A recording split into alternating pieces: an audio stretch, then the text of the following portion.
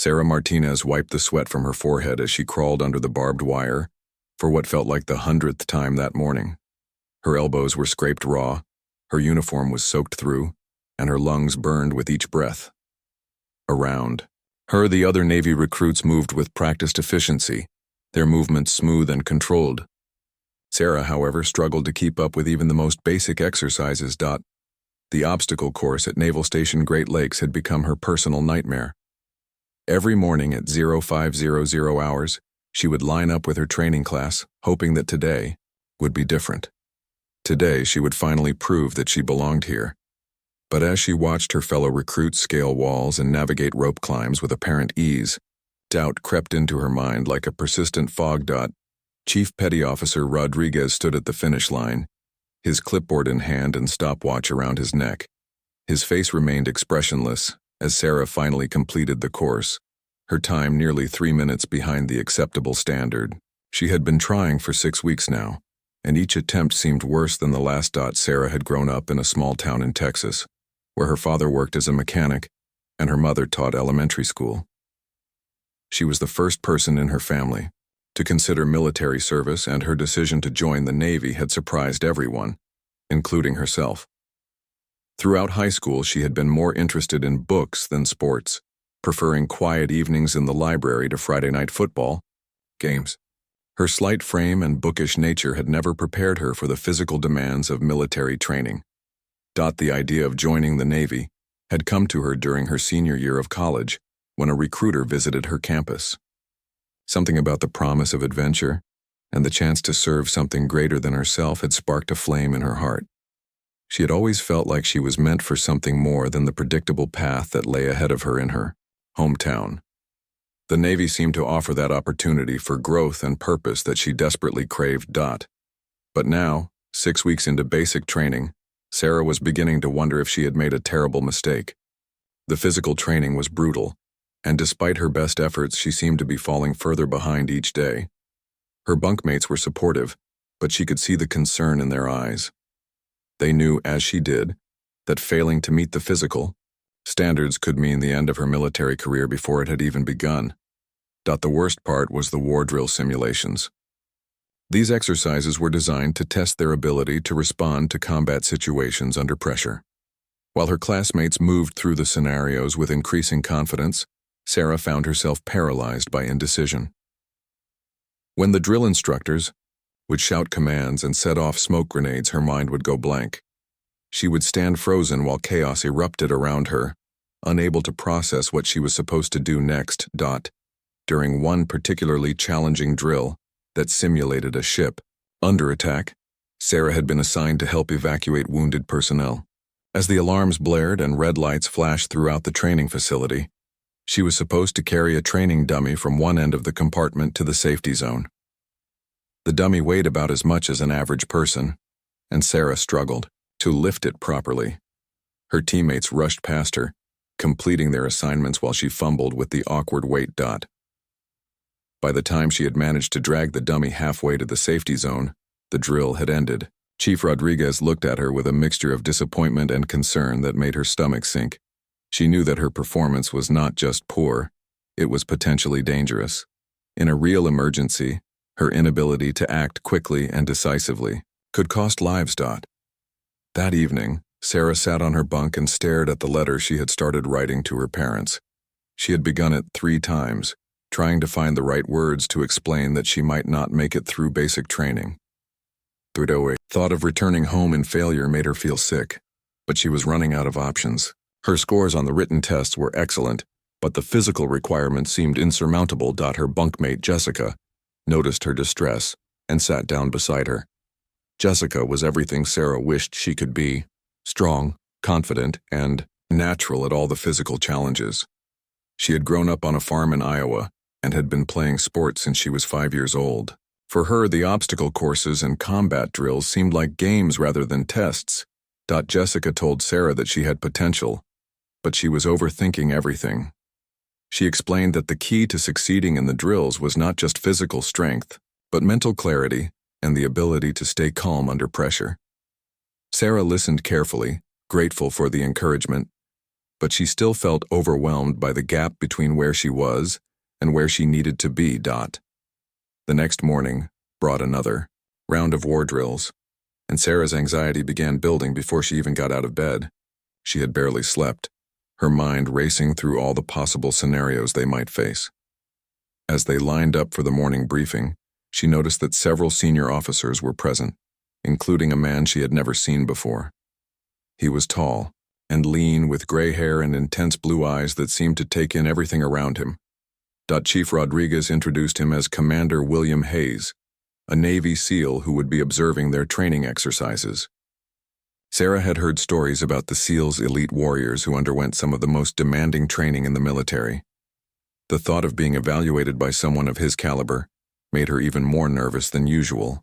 As they prepared for the first drill of the day, Sarah caught Commander Hayes watching her with a thoughtful expression. She wondered if he could already tell that she was the weak link in the group. Her hands shook slightly as she checked her equipment, and she tried to push down the growing sense of panic that threatened to overwhelm her. The drill was about to begin, and Sarah knew that this could be the day that determined whether she had a future in the Navy or not.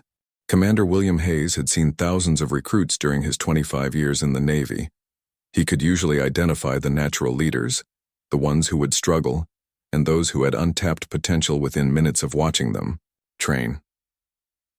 But something about the young woman struggling through the obstacle course caught his attention in a way that surprised him. Sarah Martinez was clearly having difficulties with the physical aspects of training, but Hayes noticed something that the other instructors seemed to be missing.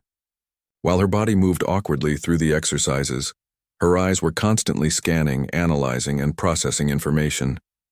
She was thinking strategically even while she struggled physically, and that was a rare quality. Hayes had arrived at Naval Station Great Lakes to evaluate the current training methods and provide recommendations for improvement. The Navy was always looking for ways to better prepare recruits for the realities of modern warfare, and his experience as a SEAL commander made him uniquely qualified to assess their readiness. He had planned to spend just 2 days observing, but something about this particular group of recruits intrigued him. During the first war drill, Hayes positioned himself where he could observe all the recruits simultaneously. The scenario involved a simulated attack on their ship, with multiple casualties and equipment failures. Most of the recruits performed adequately, following their training and responding to commands with reasonable efficiency. A few stood out as natural leaders, taking charge and helping their teammates through the chaos. But Sarah was different. While she struggled with the physical demands of moving the wounded and operating equipment, Hayes noticed that she was one of the few recruits who seemed to understand the bigger picture. She wasn't just following orders blindly. She was thinking about the implications of each action and trying to anticipate what might happen next. Unfortunately, this tendency to analyze and think was causing her to move too slowly in situations that required immediate action. Hayes watched as Sarah attempted to lift a training dummy representing a wounded sailor. Her technique was all wrong, and she was using her back instead of her legs, making the task much more difficult than it needed to be. But what caught his attention was the way she kept glancing around, clearly trying to determine the most efficient route to safety and whether there were any other casualties she hadn't noticed. After the drill ended, Hayes approached Chief Rodriguez to discuss his observations. Rodriguez was frustrated with Sarah's performance and was considering recommending her for additional physical training or possible reassignment to a non-combat role. He explained that while she was intelligent and motivated, her inability to perform under pressure made her a liability. Hayes asked to see Sarah's test scores and training records. Her written examinations were consistently in the top 10% of her class, and her tactical knowledge was impressive for someone with no military background. Her problem-solving abilities were particularly strong, and she had shown creativity in her approach to complex scenarios during classroom exercises. The more Hayes learned about Sarah, the more convinced he became that she was being trained incorrectly. The Navy's approach to basic training was designed to break down recruits and rebuild them according to military standards. But Sarah's analytical mind was being treated as a weakness rather than a strength. Instead of helping her learn to trust her instincts, The training was making her second-guess herself even more. That evening, Hayes spent hours reviewing footage from the day's drills. He watched Sarah's performance multiple times, studying her movements and decision-making processes. He began to see patterns that others had missed. When she froze during drills, it wasn't due to fear or panic. It was because she was processing too much information and trying to find the perfect solution instead of accepting that good enough was often better than perfect in combat situations. Hayes had encountered similar challenges during his own SEAL training. Some of the most effective special operations personnel were those who combined analytical thinking with decisive action. But learning to balance these two approaches required specialized training methods. The standard basic training program wasn't equipped to help someone like Sarah develop her unique strengths. The next morning, Hayes requested permission to conduct a special drill with Sarah's training group. He wanted to test his theory about her potential and see if a different approach might yield better results. Chief Rodriguez was skeptical, but agreed to let the SEAL commander try his methods. Hayes designed a drill that emphasized strategic thinking over pure physical performance. The scenario involved a complex rescue mission where the recruits had to navigate through a series of obstacles while making critical decisions about resource allocation and team coordination. Unlike the typical drills that focused on speed and strength, this exercise rewarded careful planning and adaptive thinking. As the recruits prepared for the drill, Hayes noticed Sarah's body language was different. Instead of the obvious anxiety she had displayed during previous exercises, she seemed more focused and alert. He had briefed the group differently as well, emphasizing that they should think through their actions rather than simply react to commands. The drill began with a scenario where their team had discovered enemy forces holding civilian hostages in a complex building. The recruits had to develop a plan to rescue the hostages while minimizing casualties and avoiding detection. They were given limited resources and had to make difficult choices about how to proceed. For the first time since Hayes had been observing, Sarah moved with purpose and confidence. She quickly assessed the situation, identified the key challenges, and began coordinating with her teammates to develop a strategic approach. While others rushed toward the obvious solutions, she took time to consider alternatives that might be more effective. Hayes watched as Sarah suggested a multi-pronged approach that would create diversions while the main rescue team moved into position. Her plan was sophisticated and showed a deep understanding of tactical principles that surprised even him. More importantly, she was able to communicate her ideas clearly and persuade her teammates to follow her lead. The other recruits, who had become accustomed to Sarah's struggles, were amazed by her transformation. Jessica, her supportive bunkmate, found herself following Sarah's directions with growing respect. Even the natural athletes in the group recognized that Sarah's strategic thinking was giving them advantages they hadn't considered. As the drill progressed, Hayes began to understand what Sarah's problem had been all along. She had been trying to fit into a training system that emphasized conformity and immediate compliance, but her strengths lay in innovation and strategic analysis. When given the opportunity to use her natural abilities, she excelled beyond everyone's expectations. The drill continued for another hour, and Sarah felt something she had never experienced during her time at Naval Station Great Lakes. She felt competent. For the first time, her mind and body seemed to be working together instead of fighting each other. The strategic elements of the exercise played to her strengths, while the physical demands felt manageable when they were part of a larger plan that made sense to her. Commander Hayes observed every detail of Sarah's performance, taking mental notes about her decision-making process and leadership style. He noticed that when she wasn't paralyzed by the pressure to perform physical tasks quickly, she displayed remarkable situational awareness. She was constantly monitoring her teammates' positions, tracking their resources, and adjusting the plan based on changing circumstances. During one particularly challenging phase of the drill, the team encountered an unexpected obstacle that required them to revise their entire approach. While some recruits became frustrated and wanted to power through using brute force, Sarah calmly gathered her team and presented 3 alternative strategies. She explained the advantages and risks of each option, allowing the group to make an informed decision about how to proceed. Hayes was impressed by her ability to remain composed under pressure when the challenge aligned with her natural abilities. The young woman who had struggled to complete basic obstacle courses was now demonstrating leadership qualities that many seasoned officers would envy. She wasn't just following orders anymore. She was thinking like a strategist and acting like a leader. As the exercise reached its climax, Sarah's team successfully completed their mission with minimal casualties and maximum efficiency. The other training groups who had been struggling with the complex scenario looked on with a mixture of admiration and surprise. Chief Rodriguez, who had been preparing to recommend Sarah for remedial training, stood with his mouth slightly open as he watched her coordinate the final phases of the rescue operation. When the drill ended, Hayes called for a debrief session with all the recruits. This was another departure from standard training protocols, but he wanted to understand how the different participants had experienced the exercise. He asked each team to explain their approach and discuss what they had learned from the experience. Sarah S. Team presented their strategy with confidence, and Hayes was pleased to see that Sarah took the lead in explaining their tactical decisions. She spoke clearly and logically, demonstrating a deep understanding of military principles that went far beyond what was typically expected from basic training recruits. Her teammates supported her presentation enthusiastically, clearly having gained respect for her abilities during the exercise. After the debrief, Hayes asked to speak with Sarah privately.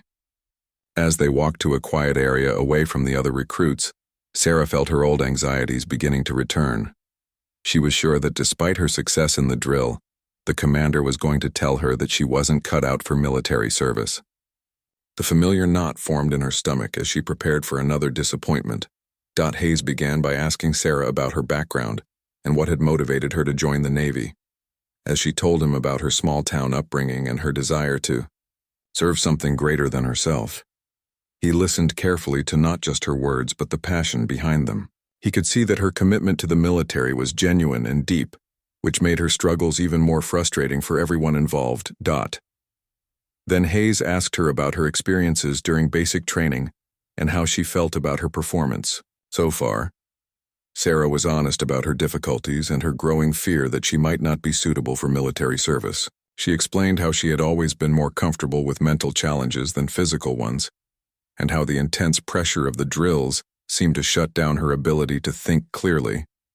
Hayes nodded thoughtfully as she spoke, and then he surprised her by asking what she thought her strengths were. This question caught Sarah off guard because no one in the military had ever asked her to identify her positive qualities.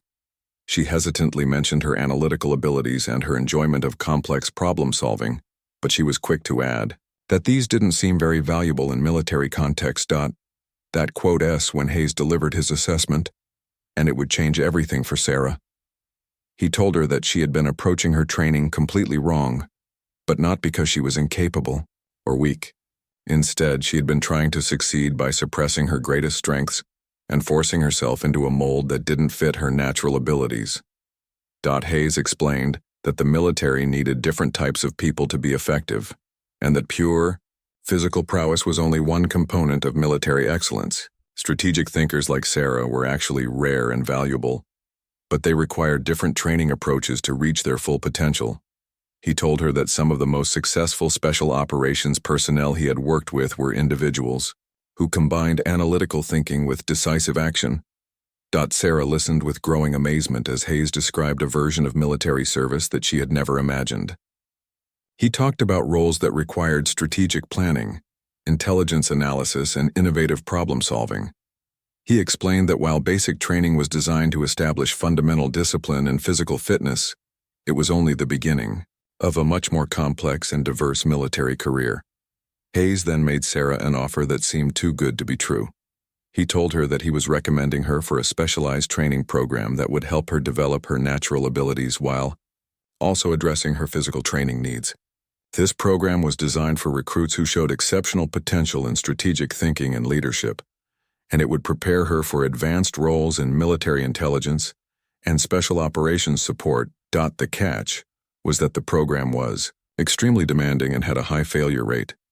It would require Sarah to push herself harder than ever before, but in ways that played to her strengths rather than working against them. Hayes warned her that it wouldn't be easy, but he believed that with the right training approach, she could become an exceptional military professional. Sarah felt a mixture of hope and terror as she considered the opportunity. The thought of continuing to struggle through basic training was devastating, but the alternative seemed almost too good to believe. Hayes seemed to understand her hesitation and gave her time to process what he had told her. As they walked back toward the training areas, Hayes shared one final piece of advice that would stay with Sarah for the rest of her career. He told her that the key to success in any demanding field was learning to work with your natural abilities rather than against them, while also developing the discipline to push beyond your comfort zones when necessary. That evening, Sarah sat on her bunk staring at the paperwork Commander Hayes had given her. The documents outlined the specialized training program he had mentioned, and reading through them felt like discovering a completely different military than the one she had been struggling to survive in. The program was called Advanced Strategic Leadership Development, and it was designed for recruits who showed exceptional potential in analytical thinking and tactical innovation. Jessica noticed Sarah's intense focus and asked what had happened during her meeting with the SEAL commander. As Sarah explained the opportunity she had been offered, her bunkmate's eyes widened with excitement and a touch of envy.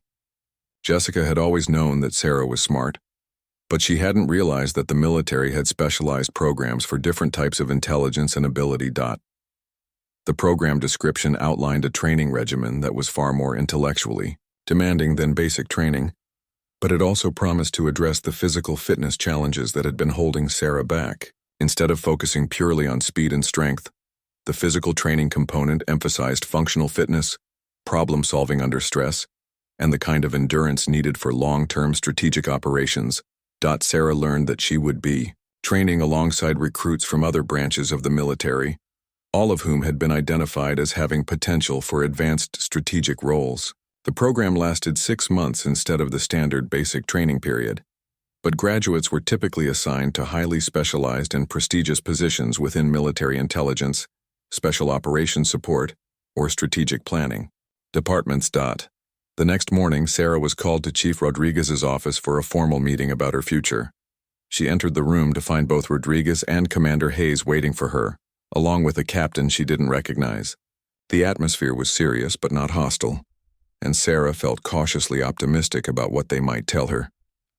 Captain Morrison, the base commander, explained that Commander Hayes had submitted a highly unusual recommendation regarding Sarah's training path. It was rare for someone to be selected for the Advanced Strategic Leadership Development Program during basic training, and it would require approval from several levels of command. However, Hayes's reputation and his detailed assessment of Sarah's potential carried significant weight. Hayes then addressed Sarah directly, and his words would become the directive that changed everything for her. He told her that she had a choice to make, and that this choice would determine not just her immediate future but the entire trajectory of her military career. She could continue with standard basic training, knowing that she would likely struggle but might eventually graduate to a conventional military role, or she could accept the challenge of the specialized program with all its risks and rewards. But then Hayes delivered the crucial directive that cut through all of Sarah's doubts and fears. He looked her directly in the eyes and said, "Stop trying to be the soldier you think you should be, and start becoming the soldier you actually are. Your analytical mind isn't a weakness to overcome, it's a weapon to be sharpened and deployed." Those words hit Sarah like a lightning bolt. For months she had been fighting against her own nature, trying to suppress the very qualities that made her unique in order to fit into a standard military mold. Hayes was telling her that this approach was not only wrong but counterproductive. Her difference wasn't a flaw, it was her strength. Hayes continued by explaining that the military's greatest need wasn't for more soldiers who could perform standard tasks adequately. What they desperately needed were individuals who could think differently, solve complex problems, and see patterns that others missed. The wars of the future would be won not just by physical strength and conventional tactics, but by superior intelligence, innovative strategies, and the ability to adapt quickly to changing circumstances. Captain Morrison added that Sarah's test scores and her performance during Hayes's specialized drill had convinced them that she had the potential to serve at the highest levels of military intelligence. However, she needed to understand that accepting this opportunity meant accepting responsibility for developing abilities that could one day save lives and protect national security. The weight of this responsibility was both thrilling and terrifying. For Sarah, she had joined the Navy seeking adventure and purpose, but she had never imagined that she might be suited for roles that could have such significant impact. The idea that her mind could be considered a valuable weapon in service of her country was transformative. Sarah asked about the specific challenges she would face in the advanced program, and Hayes was honest about the difficulties ahead. The intellectual demands would be intense, with courses in strategic analysis, intelligence gathering, psychological operations, and advanced tactical planning. The physical training would be designed to build the specific type of fitness needed for intelligence operations, which was different from combat soldier training but equally demanding in its own way. Perhaps most challenging of all would be learning to trust her own judgment and act decisively even when she didn't have complete information. The program would put her in high-pressure scenarios where analysis paralysis could be fatal, and she would need to develop the confidence to make quick decisions based on incomplete data. Hayes explained that successful intelligence professionals had to balance careful analysis with bold action, and that finding this balance was one of the most difficult skills to master. Sarah's natural tendency to overthink would be both an asset and a challenge in this context, and learning to manage it effectively would be crucial to her success. The meeting concluded with Sarah being given 24 hours to make her decision. If she chose the advanced program, she would be transferred to a different facility within a week and would begin an entirely new phase of her military career. If she decided to continue with basic training, there would be no shame in that choice, and her commanders would work with her to address her physical training challenges. As Sarah left the meeting, her mind was racing with possibilities and concerns. The opportunity was everything she had dreamed of, but it was also far more demanding and uncertain than anything she had ever attempted.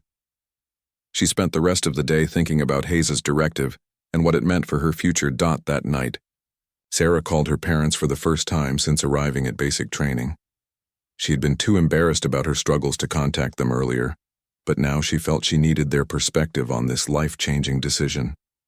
Her father, with his practical mechanics mindset, was amazed that his daughter had been selected for such an elite program. Her mother, the teacher, immediately understood the educational opportunities and intellectual challenges involved. Both of her parents were proud that their daughter had been recognized for her unique abilities, and they encouraged her to pursue the opportunity despite the risks involved. They reminded her that she had always been different from her peers, and that trying to fit in had never made her happy or successful. This was her chance to embrace what made her special and use it in service of something meaningful. Sarah made her decision that night, and the next morning she informed Captain Morrison that she wanted to accept the challenge of the Advanced Strategic Leadership Development Program. The relief she felt at finally choosing a path that aligned with her strengths was overwhelming, but it was quickly replaced by nervous excitement about what lay ahead. Within a week, Sarah found herself on a plane to Naval Air Station Pensacola in Florida, where the specialized training program was conducted. The facility was unlike anything she had seen during basic training. Instead of vast parade grounds and obstacle courses, there were modern classrooms equipped with advanced computer systems, simulation labs, and strategic planning centers that looked more like corporate boardrooms than military facilities. Her new training group consisted of only 12 individuals, selected from all branches of the military based on their analytical abilities and leadership potential.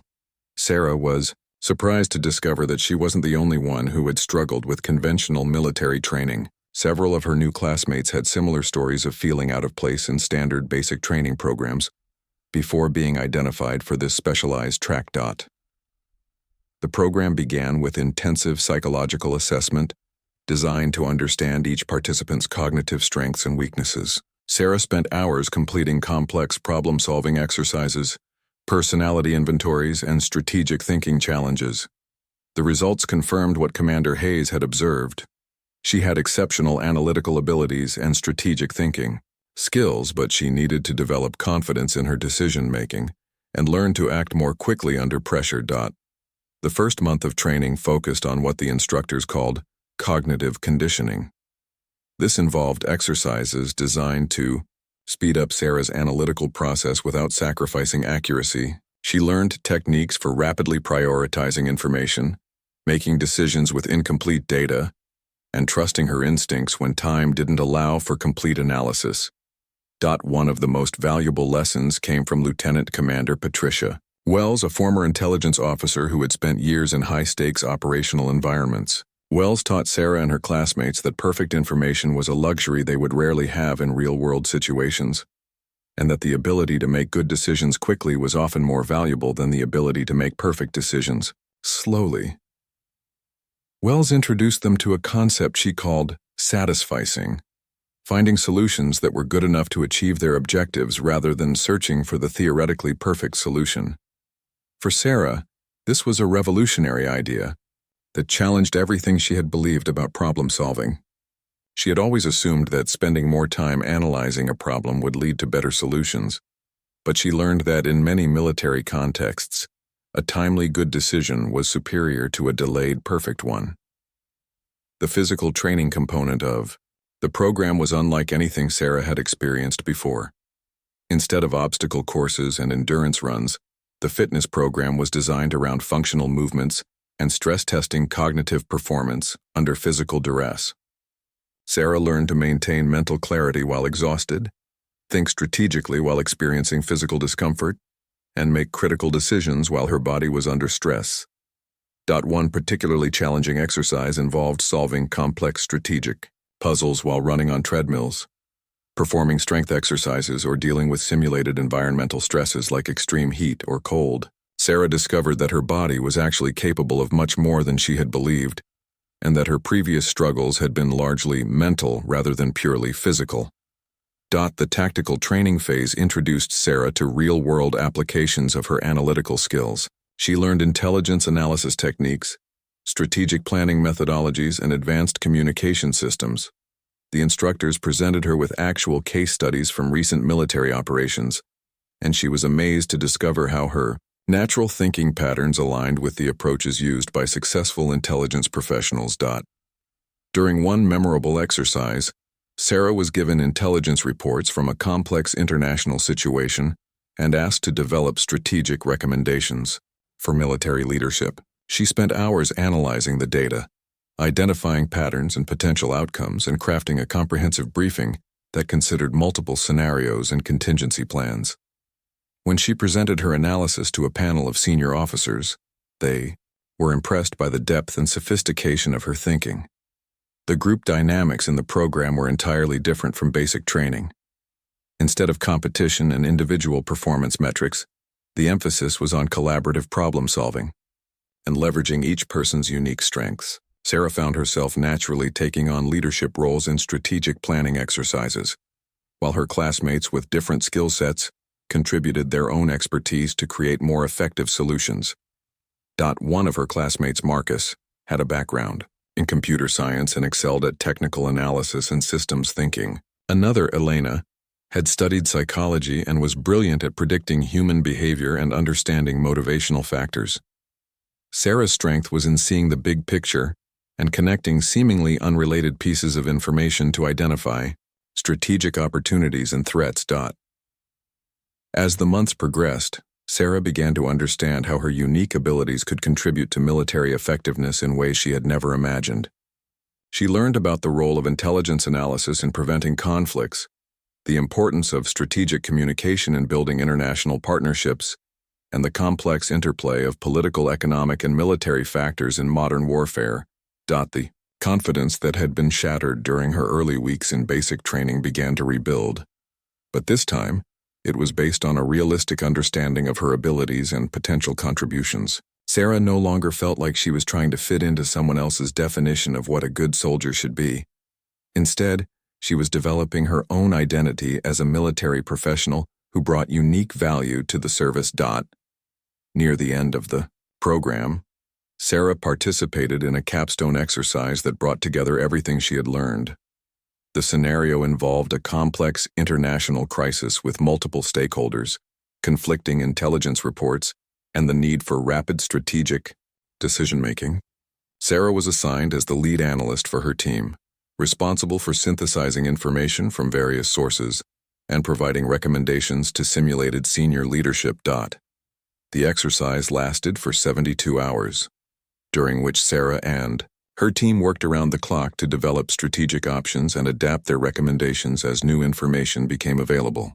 It was exactly the kind of high-pressure, intellectually demanding challenge that she had always dreamed of tackling, and she found herself thriving in the environment that had once seemed impossible to imagine. When the exercise concluded, Sarah received feedback that exceeded even her own expectations. Her strategic analysis had been comprehensive and insightful. Her leadership had been effective in coordinating her team's efforts, and her recommendations had demonstrated sophisticated understanding of complex military and political dynamics. Commander Hayes, who had continued to monitor Sarah's progress throughout the program, attended her final evaluation. As he reviewed her transformation over the past 6 months, he felt a deep sense of satisfaction about his initial assessment and the directive he had given her. The young woman who had once struggled through basic obstacle courses had become a confident and capable military intelligence professional. 2 years after graduating from the Advanced Strategic Leadership Development Program, Lieutenant Sarah Martinez stood in the Pentagon briefing room, preparing to present intelligence analysis to a room full of senior military leaders and civilian defense officials. The confidence in her voice and the authority of her presentation would have been unrecognizable to anyone who had known her during those first struggling weeks of basic training. Her assignment to the Defense Intelligence Agency had placed her at the center of some of the most critical strategic decisions facing the military. Sarah's analytical reports had influenced policy decisions, helped prevent international conflicts, and contributed to successful operations around the globe. The young woman who had once frozen during simple training drills was now trusted with intelligence assessments that could affect national security. The briefing she was delivering that morning concerned a complex situation in Eastern Europe where multiple nations were positioning military assets in ways that suggested potential conflict. Sarah had spent weeks analyzing satellite imagery, communication intercepts, economic data, and political intelligence to develop a comprehensive picture of the developing situation. As she presented her findings, Sarah demonstrated the perfect balance between analytical depth and decisive communication that Commander Hayes had recognized in her years earlier. She explained the complex web of relationships and motivations driving the various actors, identified the key decision points that would determine whether the situation escalated to conflict, and presented strategic options for American leadership to consider. The questions from the senior officials were challenging and sometimes skeptical, but Sarah handled them with calm professionalism and detailed knowledge that impressed even the most experienced members of the audience. Her ability to think quickly while maintaining strategic perspective was exactly what Hayes had predicted when he first observed her potential. After the briefing, Sarah was approached by Admiral Richardson, the director of the Defense Intelligence Agency, who commended her analysis and asked her to lead a new task force focused on emerging strategic threats. The assignment would make her one of the youngest officers ever to hold such a position, and it represented exactly the kind of high-impact role that she had dreamed of when she first decided to join the military. That evening, Sarah called Commander Hayes to share the news of her promotion and to thank him once again for the guidance that had changed her life. Hayes, now preparing for retirement after a distinguished career, felt deep satisfaction knowing that his investment in Sarah's development had paid dividends not just for her personally, but for the entire military organization. During their conversation, Hayes reflected on the directive he had given Sarah that day at Naval Station Great Lakes. He told her that watching her transformation had reminded him why he had chosen to serve in the military, to help develop the next generation of leaders who would protect and serve their country with excellence and integrity. Sarah asked Hayes what advice he would give to other people who felt like they didn't fit into conventional expectations, whether in the military or in civilian life. His response encapsulated the wisdom he had gained from decades of leadership experience and his observation of countless individuals finding their paths to success. Hayes told Sarah that everyone had unique strengths and capabilities, but that, too often, people tried to succeed by conforming to other people's definitions of excellence. rather than developing their own authentic abilities. He emphasized that the most effective organizations were those that recognized and cultivated diversity of talent, rather than trying to force everyone into identical molds. He explained that Sarah's success hadn't come from changing who she was, but from finding the right environment and training approach that allowed her natural abilities to flourish. The military, like any large organization, needed different types of people to accomplish its diverse missions, and the key was matching individuals to roles where they could contribute most effectively. Sarah's story had become something of a legend within the intelligence community, and she often found herself mentoring other officers who struggled with conventional military expectations. She would tell them about her early failures and how Commander Hayes' directive had redirected her entire career trajectory. Her message was always the same.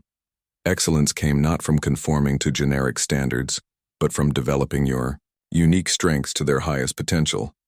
3 years later, Sarah was selected to attend the Naval War College, one of the most prestigious military educational institutions in the country.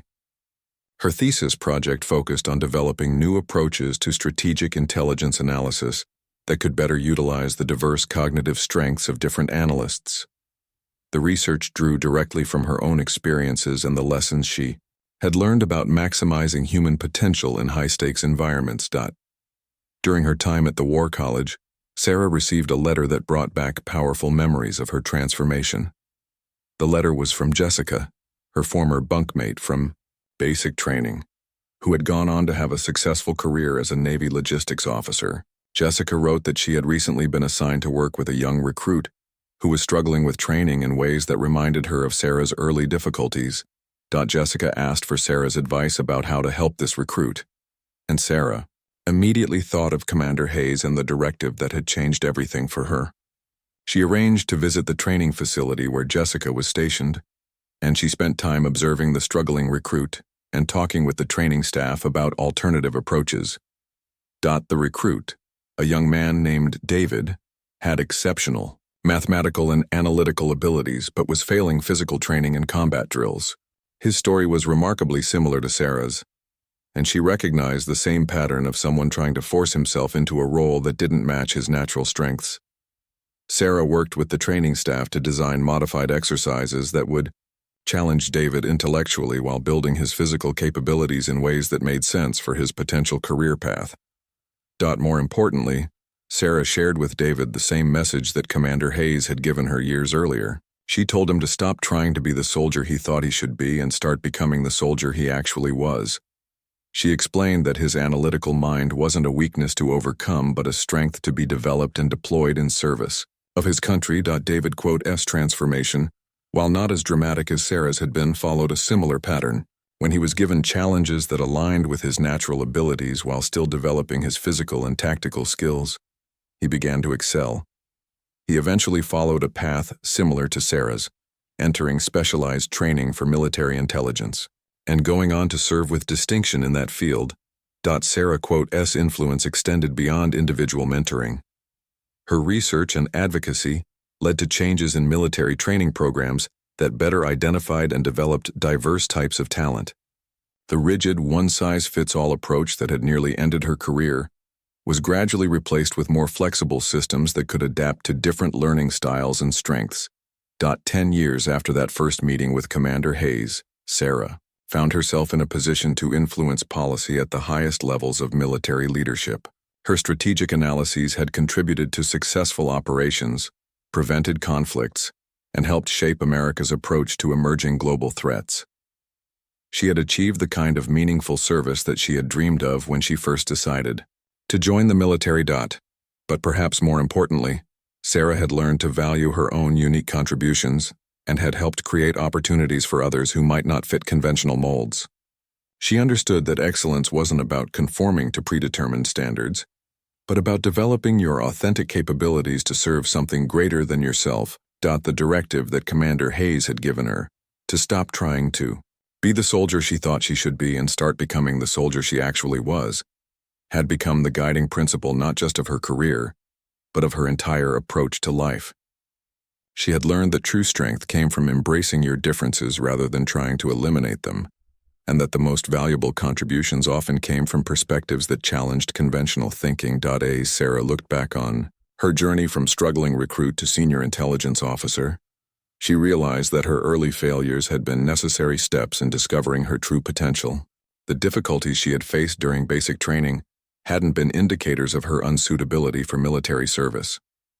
They had been signs that she needed to find a different path to serve effectively. Sarah's story became a testament to the power of recognizing and developing individual strengths rather than trying to force everyone into identical patterns. Her success demonstrated that organizations could achieve excellence by embracing diversity of talent and creating multiple pathways for different types of people to contribute meaningfully. The young woman who had once struggled to complete basic obstacle courses had become exactly the soldier she was meant to be, not despite her differences, but because of them. Commander Hayes's directive had unlocked not just her potential, but her understanding that authentic excellence required embracing rather than suppressing what made her unique.